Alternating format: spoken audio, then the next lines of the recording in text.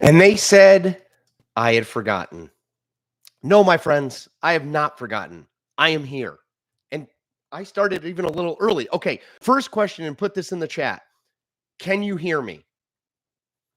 I have no reason to think you can't. I'm on my microphone. I'm talking. I'm going to turn my microphone up, but can you hear me? That is my first question. Okay, you can hear me. That is a victory. Okay. If I might quote a former vice presidential candidate, why am I here? Great question. I am here because I, thoughtful husband that I am, made lunch reservations because our kids are at school, made lunch reservations for my wife and I. But my wife is not feeling well. She probably got it from me because my dumb kids got me sick. So we're not having lunch. I mean, I had lunch. It was a Starbucks protein box, which is a step up from my usual ham and Swiss sandwich from Starbucks, but still. So I thought, I'm not doing anything. I'm just hanging out. I took a shower. So why not chat? So if you have questions, please ask them in the chat. I'm going to go top to bottom or bottom to top, whatever, less recent to most recent. So I'll do that. I'm going to spend like 30, 35, 40, just depending on how many questions there are. Let me first say thank you for continuing to support and subscribe and spread the word, I hope. I think we're growing great. We had two or three videos over 30,000 views this week. So like, great, thrilled. If you can support me in any way, shape, or form, financially or otherwise, thank you, thank you, thank you. I'm sure you know this, but if you don't, I write newsletters over at Substack. You can check them out. Just type my name and Substack, or type So What, which is the name of the politics one, or The Replay, which is the name of the sports one. I'll also put links in here for you guys to check out. So I'm building. Anything helps. Thank you. All right, let me go back to the top. Remember, if you have questions, bring it. I know I know this is kind of impromptu, so there may not be all that many questions. So if there aren't, that's cool. I just figured, hey, I got a spare half hour. Let's pop in. Okay. Phil says, does anyone want to place a bet on if Chris is actually doing a live stream or if he just forgot to turn something off? That's actually a fair bet. No, I did not forget to turn something off. I'm actually doing it. I know. I like doing this. And I didn't get to do it last week because, last week with the May Day celebration at my kid's school. Can't miss that. So I figured if I can do it, I want to do it, right? And my wife's not feeling all that well, so I figured I'll do it. Okay. So boom, you lose. Nundu 1121. My thoughts on the Cavs upset win in Boston, and how do they keep that momentum coming back home? Also, how worried should I be about Bob Casey losing his seat in Pennsylvania? Okay, I think the Celtics are going to win 4-1. I'm not a Celtics fan. I didn't grow up a Celtics fan. I don't really even like this. I mean, I don't hate the Celtics, but I don't like the Celtics. But they're just way better. They're just way better. And if Porzingis comes back, and I don't know if he'll be back for this series, if Porzingis comes back, they're definitely going to win. I just don't think the Cavs have enough. I just don't think they have enough. I don't think Evan Mobley can do what he did in the last game every game. So I would say Celtics in 5. Should you be worried about Bob Casey losing his Senate seat in Pennsylvania? Yes. I mean, I don't think you should stay up at night thinking about it. But yeah, I mean, I think this is his tough. Hold on, let me get out my trusty Almanac of American Politics. This is definitely his toughest race. He's running against a guy named Dave McCormick, who lost to Dr. Oz in the Republican primary in 2022. So, McCormick is a real guy, has money, pretty moderate, doesn't face a primary challenge, didn't face a primary challenge. So, a lot of things are working in Republicans' favor. Pennsylvania is going to be a swing state, etc. All right, so Bob Casey, let's see who he ran against. Okay, so he beat Santorum, killed Santorum in 2006 with 59%. Then he won in 2012 with 54%. Then he beat this guy named Lou Barletta, who was way too conservative for the state and not very impressive. He won with 56%. He outspent him $20 million to $7 million. So yeah, this is going to be his toughest race. It's a presidential year. Pennsylvania is a swing state. McCormick is his strongest opponent. And like being a 3-term incumbent is like not the world's greatest resume at this point. People don't love politicians. So yeah, you should be worried. Is it one of the top 5 Republican pickup opportunities? No. West Virginia is done. Ohio, Montana. I would definitely put those ahead of it. Maybe Pennsylvania just for that. So maybe it's in the top 5. Maybe it's in the top 5, but it's certainly not in the top 3. Okay.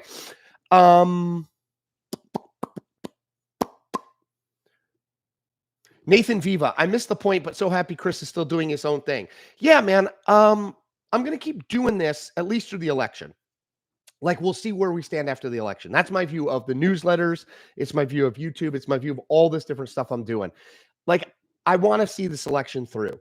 I want this to be a thing that I can do for the future. The question is, will people financially support it enough or not? Honestly, that's the only question. I love doing it. Just a question of, can I support my family into it? But yeah, look, I didn't talk about politics because I was on CNN or write about politics because I worked at the Washington Post. I did it because I loved it. Those were mediums that I presented on, but I love doing it. So I'm not going to stop doing it. But thank you. Let's see. Phil says, sports question. Please discuss if you feel that the New York Knicks embody much of what we love about sport and what you feel those things are. So I'm conflicted because I hate Villanova. I went to Georgetown. I'm not a Villanova fan. They've had way too much success. So Jalen Brunson, Dante DiVincenzo, and Josh Hart are all Villanova alums. And Josh Hart, by the way, went to Sidwell Friends and in DC and didn't go to Georgetown. So that hurts. That said, yeah, I like him. I like rooting for him. I like Tibbs. He just, doesn't have anything else in his life, just constantly watching film. I love Brunson. I mean, the fact that a 6 foot, not that athletic guard can get 40 points repeatedly in an NBA game, amazing. So yeah, I do root for the Knicks. Because I like Hart, undersized guard, right? Incredible rebounder. DiVincenzo's fine. I like Brunson. I like Ike Hartenstein. So yeah, I root for him. And I think that people like him. I think it's good for the NBA when the Knicks are good. Yeah. Okay. Let's see. Sam, hope you're having a happy anniversary. I mean, it's fine. We're sick. So it's not amazing. Tonight, excuse me.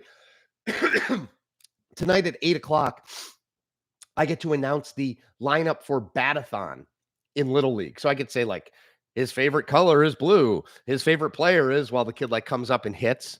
So yeah, I got recruited for that role big time. So that's how we're spending tonight. But yeah, I'm having a fine anniversary. Conservative media turned on Kristi Noem at warp speed. Have you ever seen anything like that before? And what do you think caused the sudden break? I feel like talking about killing a dog, even if it's like a farm dog or whatever, people love dogs. People love their pets now more than ever. Their pets like, what? Okay. Their pets like sleep in their beds, and they have vests for their pets, and they have special food. And, back when I was a kid, it was like the pet stayed outside, but now it's totally different. So I think it's that. I also think like, look, aside from Trump, there are conservatives who say dumb things that get them in trouble with conservative media. Trump just sort of skates, right? Like, he's the exception. Kristi Noem is the rule. But yeah, I feel like dog murder is probably a bridge too far. I think that makes sense. Let's see. Dwayne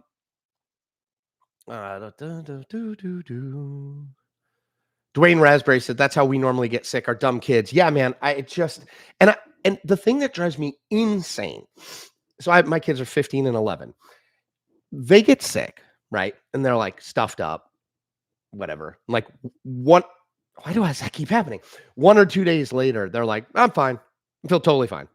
Whereas like, then I get it and it's like 2 weeks and I'm like, I still don't feel great. You know what I mean? Okay, I got to stop doing that. So that's what frustrates me. Yeah. Teresa Sutton. Wait, hold on. Teresa Sutton. Hold on. I missed you. I'm scrolling. Sorry, a lot of questions came in at once. Teresa Sutton, love seeing you referenced in Heather Cox Richardson's newsletter today. Me too. Yeah. So Heather Cox Richardson, who is like the boss of Substack, she has like 1,000,004 subscribers. referenced a piece I wrote about Nikki Haley and how she keeps getting a decent chunk of the vote in these swing states like Pennsylvania, Arizona, Georgia, Ohio, Florida. She's still getting like 14, 15, 16% of the vote, even though she dropped out 2 months ago. And my basic point there, and I'm happy to link to the piece too, but my basic point there was Biden doesn't need to get all those votes. He's not going to. He's not even get half of them. But if he gets like 1 in 5 in Michigan or Pennsylvania or Arizona or Georgia, that could be the difference between winning and losing. I think Biden won by 20,000 votes in Wisconsin in 2020, and Clinton lost by 20,000 votes in Wisconsin in 2016. I mean, the margins are tiny. Anyway, but that was great. Just need Heather Cox Richardson to say that people need to subscribe to my Substack now. Let's see. What is the biggest, Andy Parkerson, what's the biggest non-Trump story going on that we're not paying attention to? So, I mean, I think the answer right now is Kristi Noem, I guess. To me, though, it's funny. So one thing I'm doing is I'm doing these Zoom calls. Like if you subscribe to my newsletter, I'll do a 30-minute Zoom call with you. And so I've done like 25 or 30 of them with paid subscribers. And this week, someone asked me, people ask all kinds of interesting things.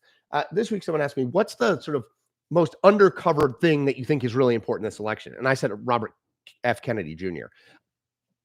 And I don't mean the brainworm thing, though that is weird. I mean, like, how many ballots is he going to get on? Is he going to get it 8, 9, 10%? Is 75% of that going to be people who would have voted for Trump otherwise? Like, there's just a lot going on. And to get back to my other point, my Nikki Haley swing state point, like, we're talking about really small margins, right? We're talking about like thousands of votes, not hundreds of thousands, thousands to tens of thousands of votes in some of these states are deciding things. So, like, if Kennedy gets 8% of the vote in Wisconsin, that's something. You know what I mean? Like, that matters. That would be the strongest showing of an independent or third party since Perot. That's 20 years ago. So, yeah. I mean, that would be what I would say. That's sort of the under the radar story. It's not totally under the radar, but I feel like it's hard to get your arms around RFK Jr. Like it's a lot of contradictions. It's not clear to me whether he's going to stay at 8, 9, 10% nationally and in these swing states, or he's going to drop to 1 or 2% where, he doesn't really matter. But yeah, so that's what I would say. Pocket Watch, been a Substack subscriber for a while. Thank you. This is my first YouTube live stream. I hope you like it. Sorry, I'm sick. Doing my best. I plan on going to Eric Lonergan, who, by the way, Eric drew. See that? Wait, hold on. See that comic strip back there? Eric drew that. It's me and Tony Kornheiser. I plan on going well, you said the Fenway. I'm going to excuse that. I plan on going to Fenway to see the Nats play. Who is a player I should pay attention to, good or bad? Okay, CJ Abrams for sure. He'd probably bat second or third. We got him in the Scherzer deal with the Dodgers. I can't remember. They traded everyone 2 seasons ago. He's our best player. Can hit for power, can hit for average, young, great player, fast, great player. Number 5. Let's see. The Notorious CRG says, I do sound a lot better. Okay. So here's how my colds or COVID, I don't know. I didn't do a test. I just assume I have some kind of virus. Here's how they always go. Sore throat, stuffed nose, pain sinuses, voice, coughing, the end. Every time. There's never a deviation from that. It's always the exact same order. So it's now in throat. I think it's a little better. I have been drinking a lot of tea. But I also have been using my voice a lot. I mean, that's one of the things that I do is talk a lot, like in this or wherever. So that's not great. But yeah, thank you. I do think it's better. Let's see. Kyle Ton. Sorry. DJT, Donald John Trump, has a long history of making poor decisions. What are the chances that he goes ahead and picks Kristi Noem because he likes to fight? 0. So you're right. Trump does a lot of well, you know what? Never say never. I learned that a lot lesson the hard way in 2016. 1% chance. You're right. He makes a lot of counter conventional political wisdom choices, and many of them have worked for him. So But I think the one thing he really does not like is people who get bad press. People who get covered by the media in a way that is bad, right? Like, I think he hates that. And this Kristi Noem thing is a total debacle on that front. So, no, I can't imagine. I thought she was the dark horse pick to be the VP before this whole book disaster. But no, I can't imagine he does it. He's too focused on PR and media. Despite what he says, he cares deeply about all that stuff. So I can't imagine he would do that. I did, by the way, I made a video about it today and earlier this week on my, I listed out who I think is the top 6. Let me just go through them. So 6, Marco Rubio, 5, Tulsi Gabbard, 4, Doug Burgum, 3, JD Vance, 2, Elise Stefanik, and 1, Tim Scott. Those are my top 6. Let's see.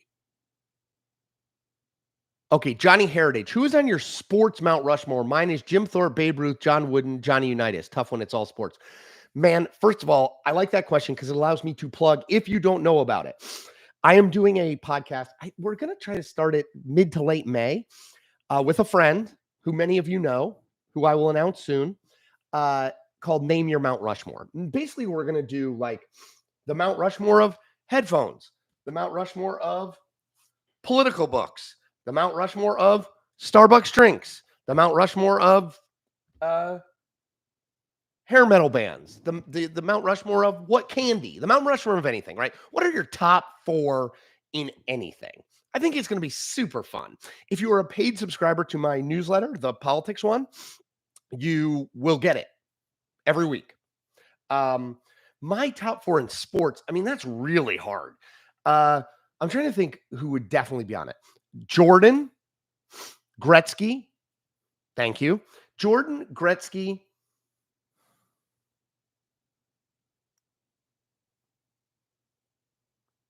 Brady? Maybe Jim Brown? I'm trying to think of football. And Babe Ruth. That's just off the top of my head. Okay. Let's see. Phil Reinhart, will you conduct an election day bet on Substack? Winner equals a subscription, betting on the popular vote in Electoral College. Oh, you bet I will. You bet I will. I love that. Thank you, Phil. John C.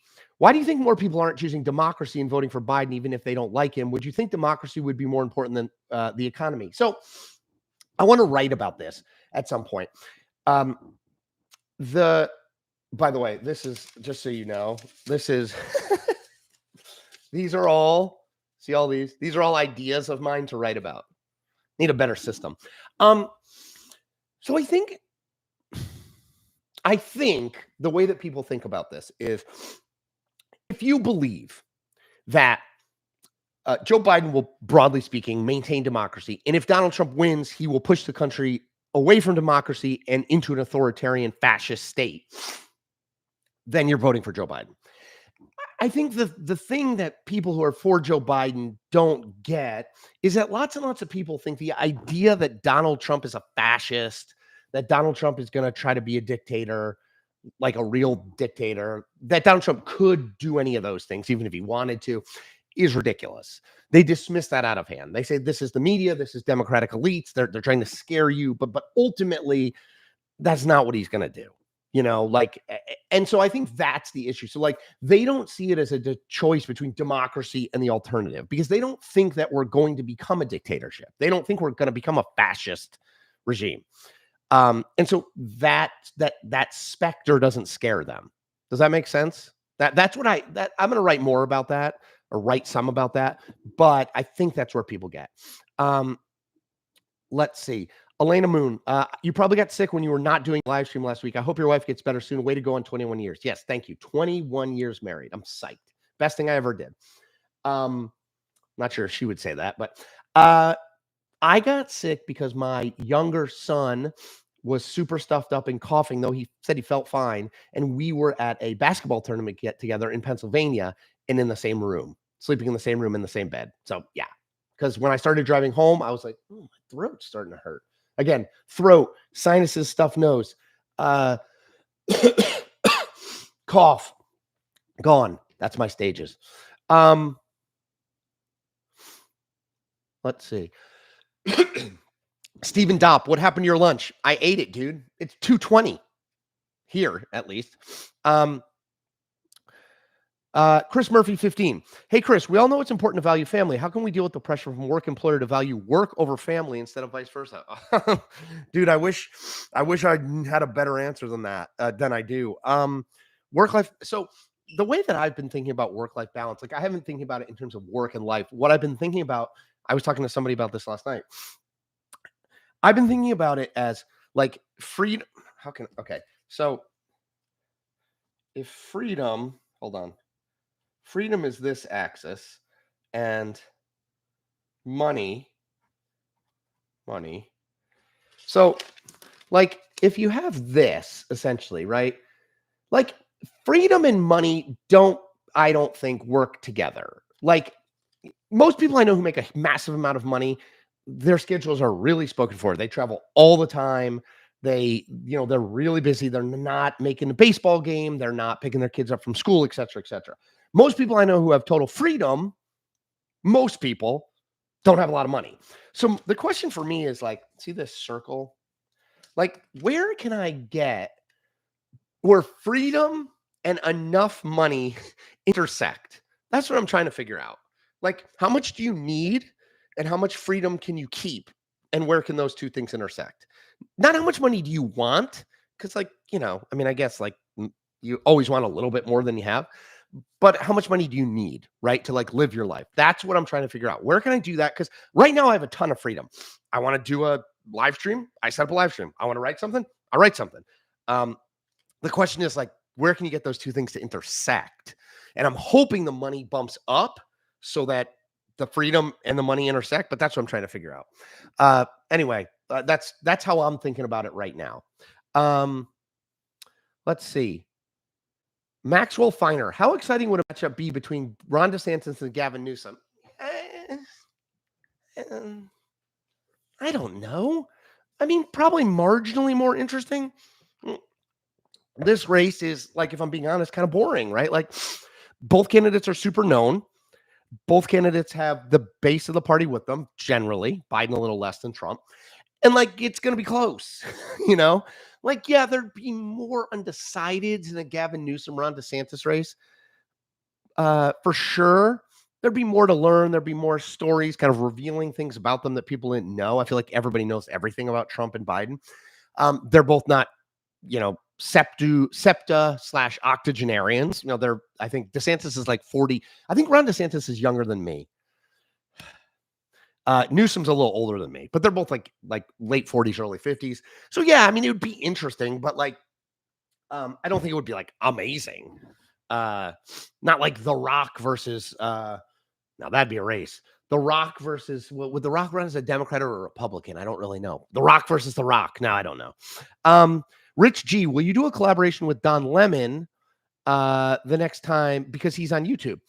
I mean, I'd love to. I got to reach out to Don. I don't know if I have his contact stuff, but yeah, I would love to. I will reach out to him. I need to do that. I love Don. Don was always great to me. He was always put me on TV, was always really kind to me. Really loved him. Isaac Westerling Sawyer or Sauer. Do you think RFK will stay in? And if not, when do you think he will drop? Oh, no, he's staying in. I'd be stunned if he didn't stay in. Stunned. I don't see any reason why he wouldn't stay in. Nicole Shanahan, his VP, is going to fund it largely, right, out of her own pocket. They'll get on. I think the questions for me are how many states do they get on the ballot in? That's a critical one, and how many swing states, and then does his support stay basically where it is or go up a little bit, or does it start to? Usually third-party candidates, the closer we get to the election, their support declines because people like to be for someone who they think can actually win. And so when you have like 6%, you probably are not someone who can probably actually win. And so people jump off. I don't know how durable his support is, but I do not think he will drop out. Sam 2. As a federal employee, should I expect to look for a new job if Trump wins? Well, look, I mean, I do think he will absolutely try to purge the civil service, the sort of permanent bureaucracy in Washington who are not appointed by a Democrat or a Republican president. Yeah, I mean, I think he's going to try and do that. I don't know what you do, but I will tell you, I think as a good piece of career advice that I learned the hard way, always be looking for your next opportunity. Never assume that the place that you're at, no matter how well you think you're regarded, is going to keep you forever. Because you could wind up Chris Cillizza, November 2022, where CNN says, thanks, have a good life. Sarah H., I'm in Michigan and I'm worried what the RFK Jr. vote will do for us. Yeah, I believe he is on the ballot officially in Michigan. I think you should be. Let me look. Again, I'm taking out my trusty Almanac of American Politics, which I do not go anywhere without because I love it. Let's just look at the margins in Michigan. Okay. Biden won Michigan with 2.8 million votes. Trump got 2.65 million. So 150,000 separated them. Not a lot. In 2016, Trump won 2.279 million in Michigan, Clinton 2.268. So 11,000 votes. So yeah, again, we're not talking about RFK Jr. needing to win like 2 million votes. He's not going to in Michigan. But if he wins 200,000, 150,000, 100,000, 50,000, it could make a huge difference. Triple Storms. Wow, I thought you're not doing a live stream today. Yeah, I like to shake it up. I like to shake it up. Sam donated $10 for my next visit to Pizza Ranch. If you have never been to a Pizza Ranch, you need to go to the Midwest, particularly Iowa. They have pizza buffets. Pizza buffet. It's incredible. Thank you for the donation. That will go to, I probably won't fly to Iowa to go to Pizza Ranch, but it will probably go to one of my lunches. You can always support my lunches. Just donate. Thanks, Sam. Oh, shoot. I jumped forward. Matt Jacobson. Any chance Donald Trump picks Nikki Haley? She probably helps him the most with moderates. Yes, she would be the best person he could pick. He ain't picking her. That's why she's not on my list. Yes, she would be terrific. She's really talented on the campaign trail. She's Indian American. She was the governor of a southern state. She's conservative, but doesn't come across as super, super scary conservative. Yeah, she'd be the best person. He's never picking her. Because I think he just took her staying in the race very personally and what she said about him very personally.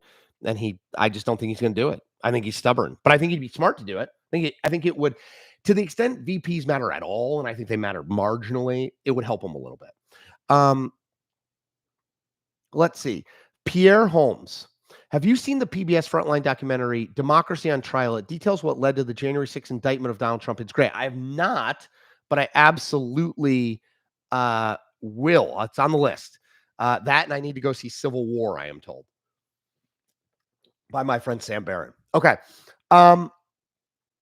AV, wouldn't it be funny if Trump egged Marco on to move from Florida, be on the ticket, and then he winds up picking someone else? Yes, like this is my whole thing. Like, so because of what amendment is it? 12th?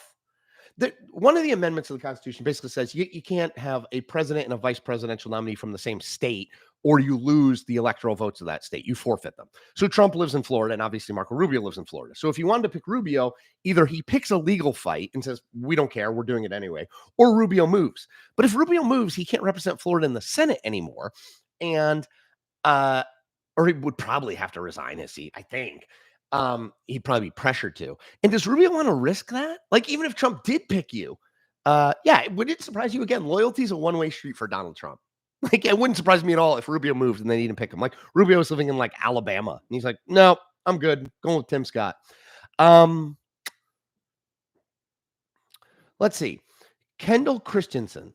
What media trends are you aware of that the average person isn't? I'm collecting things that give a person better eyes to see in industries they are not a part of. Gosh, I don't know. I don't know that I know that many. I'll give you just a couple things. One, I think YouTube is gigantic as a content. I think YouTube is eating every other content maker. I really do. I think it is the future of a lot of content. The other thing, so I think that. I also think people underestimate the power of LinkedIn as a social media platform. I think people spend a lot of time on Twitter. I know people talk about Threads. I do too. But I think LinkedIn has real like power. I've seen it in the last 16 months, being, self-employed. I think LinkedIn has real power. So, beyond that, these mainstream media sites are going to continue to have to pare back. That's the other thing. There's big, expensive, people heavy organizations are not sustainable. That where you pay people big salaries, they're just not sustainable. The organizations and things that are going to do well are more niche. Like we're going to have 10 people and we're going to cover everything about Congress, like Punchbowl. Or things like a Substack, for example. Like, can you get again? So just think about it this way. Like, so for CNN, they need hundreds of millions of dollars just to break even, right? Like, because the cameras cost a lot, and the satellite uplinks cost a lot, and the studio space costs a lot, and the talent costs a lot, right? For Chris Cillizza, right? I think I have 13,500 total subscribers, and like 2,800 of them are paid. That's literally nothing for CNN. But for Chris Cillizza, it's not bad. If Chris Cillizza can get to 5,000 paid subscribers at $60 each, not bad. So that I think is a lot of the future. These like lower, less weighty organizations. But that's the only other thing I'd say. I hope that answers your question. Jonathan Verano, hi Chris, you should go on Real Time with Bill Maher. I would love to. How do I do that? Need to get in touch with the Bill Maher people. Got to figure out how to do that. Let's see. Sorry, I'm just scrolling through here.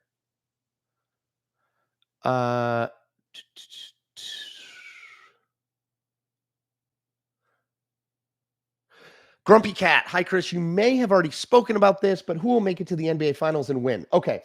I am an Oklahoma City Thunder fan. I love Chet Holmgren. Loved both Jalen Williamses.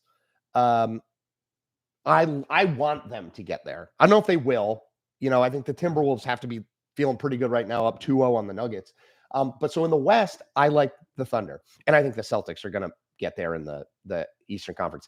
If the Knicks had Julius Randle, healthy Jalen Brunson, healthy OJ Anunoby, I think they could make a run at them, but I don't think they're going to have that. So they're certainly not going to have healthy Julius Randle. He's out for the season.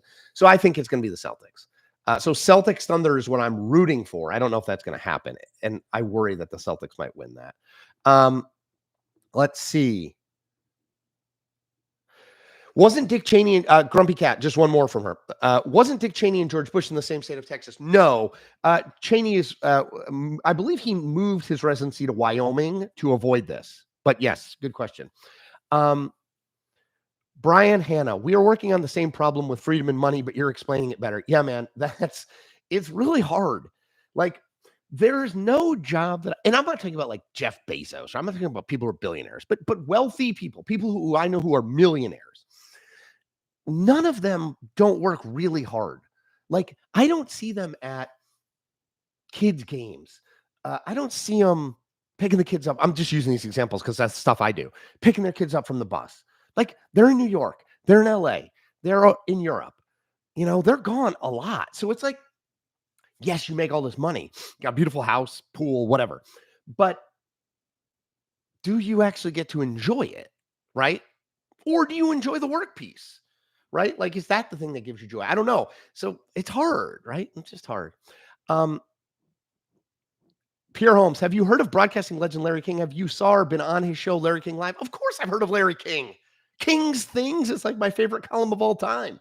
And yes, when I was young, I was on with Larry maybe 2 or 3 times when he was on CNN. It was incredible. Incredible. Michael Gates, why do you think Biden decided to stick with Harris? Would it help him if he picked someone more popular? No. Again, we drastically overestimate how much people vote on a VP. They just don't. There's no evidence they do. The last one anyone can tell me where you can prove it is when Kennedy picked LBJ. And that was 1960. And he picked LBJ so that they could win the South.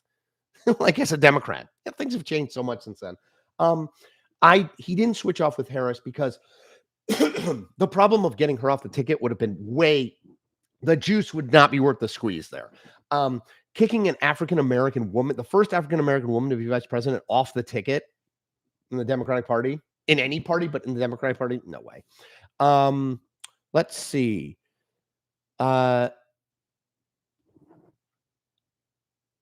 Uh, Office Space, this is from Sam. Office Space sums it up perfectly. You don't need $1 million to do nothing, man. Take a look at my cousin. He's broke. Doesn't do S. Yes, so true. they they just they're not. Look, the business world and the media world have um uh tightened their belts. They're not giving away free money anymore. If they were ever, they're not doing it anymore. All right, let's see. See if people have questions. Dun, dun, dun, dun, dun. Phil says Sarah Palin was a very important VP pick. So I go back and forth on that. Look, I think John McCain loses the presidential race the second he says, like, when Lehman Brothers collapses, the fundamentals of the economy are strong. Does he lose by less if he doesn't pick Sarah Palin and everything that happens? Maybe, but do you really believe, like, let's say he wanted to pick Joe Lieberman, right? Let's say he picked Joe Lieberman. And they could get Lieberman through the convention, Lieberman's the pick. Does Barack Obama and Joe Biden lose to John McCain and Joe Lieberman? I don't think so. I just think, like, it was 8 years of George W. Bush. He was deeply unpopular. People wanted to change. Obama is like a once in a generation political talent. Like, I know we ascribe, look, Sarah Palin didn't help John McCain, but I just think, like, we overestimate how much she hurt him. I just don't think John McCain was going to win that election, no matter where and who he picked. Okay. Let's see. Sam, too, will you do more Today in History videos, and can you do more 21st century moments? Yeah, I will. I did one 2 weeks ago on the 4-year anniversary of Trump saying you need to inject things into your body or maybe we should try injecting things into our body to ward off COVID. So I'll try to do more of that. Yeah, I'm trying. I mean, I'm trying a bunch of different stuff. Let's see. Let me just make sure there's nothing else in here that's super pressing. Going back to the top and scrolling. Boop, boop, boop. I love that you guys are talking to each other in the chat. That makes me happy. Don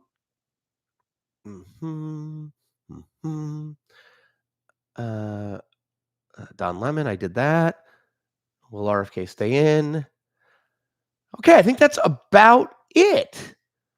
I think, yeah, I think that's about it. Okay, so thank you for joining. We did 37 minutes. Not bad. It's something. Again, I'm trying to do it every Friday. I know I didn't do it last Friday. Wasn't supposed to do it this Friday, but again, my wife doesn't feel well, so thought I'd pop in and do just a little something. I will be back next Friday for sure to do this. And again, I'm really, really trying to grow. I want to get to 25,000 and soon. We're at like 23,000 YouTube subscribers, and I want to get to 15,000 Substack subscribers. Those are my goals in the next like month and a half. So let's do it, right? If you have ideas on how to do it, shoot me an email, cillizzac@gmail.com, CILLIZZAC@gmail.com, or throw it in the comments section. But ideally, email me because then I'll definitely see it. Would love to have any and all ideas, whether it's for the newsletter, whether it's for this, whether it's for something else. If you've got ideas, I welcome them. In the meantime, subscribe if you haven't. Like my videos to get them in the YouTube algorithm, and spread the word. Tell 5 people. Say, hey, just check this guy's videos out, or hey, check this guy's newsletter out, or hey, pay for this guy's newsletter. That would be great. All right. See you next Friday. Hopefully, the whole Cillizza family will be recovered by then.